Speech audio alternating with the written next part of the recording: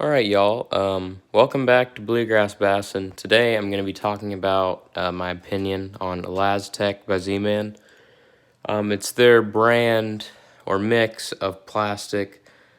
Realistically, it would be considered a plastic, but it's not conventional plastic. That's the whole spill behind it.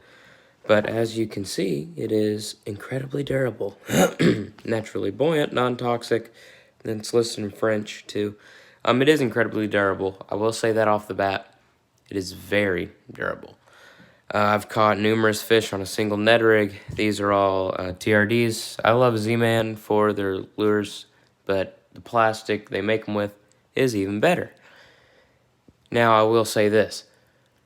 There can be a big difference between using these in warm water and cold water. I know that sounds silly, but in cold water, these are firmer, which is good. And in cold water, they are not as soft. And while you do want a soft bait, which these are very soft too, by the way, it's not a good thing when you are moving that bait a lot. Like on a swim bait, you don't want a very soft bait. You may think that's good because it can move easier, but it's not causing any resistance with the water in a swim bait's case. This is about ElaZtech, so I think they have diesel minnows.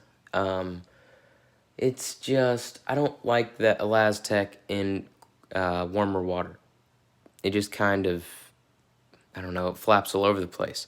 And then where I don't like in warm water as well, and this even happens in cold water in the Ned rig's case, is if you have it on a Ned head and you're hopping it, but you want to get fancy and hop it and swim it for a second. If there's any amount of current that's going to spin that bait or spin that Ned rig, it's going to spin your Ned around the hook. If I had a hook, I'd show you, but say you have a hook right here, it's going to go around the hook. And then you have to bring it in, re-straighten it out and such. But is that worth it? Is it a fair trade-off for the durability? I want to keep this video short, but cost is not that much, really. So that's why I'm trying to bring in these rhetorical questions like, is it worth it? That should be up to you. It's an incredibly durable plastic, but is it worth having to worry about if your bait is going to not look right on the bottom because it's spun around the hook? Or not spun around the hook, but more so twisted. The back end is what I'm talking about. The actual body part that is threaded on the hook is going to stay there put. It stays put really good, especially with a dab of super glue. But the tail of the body is what will, since it's so buoyant, it will just like kind of twirl around the hook. That's what I've been saying the whole time.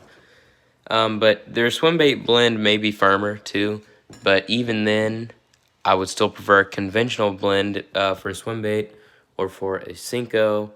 But I love their Ned rigs, and overall, they're a great company. They make really good tackle to go with it, which of course they have to because they got to make money. And of course, they made the floating Ned rig. And that's what I think is the best about a Ned rig, is that it is so buoyant, it will stand up. Because when you're dealing with such a short 3-inch body, if it's in a sooty bottom, it's not going to poke up above that if it's laying down. So I love Z-Man, and I love ElaZtech, that's their plastic, but it can be kind of hard to work with at some points. It comes in great color options. But I just wanted to say that because a lot of people are just now getting into it as it's spring. Bedding season is upon us, and Ned rig's pretty good bed bait. But they're not scented either. Oil scent will soak into them good, but you would need to scent them.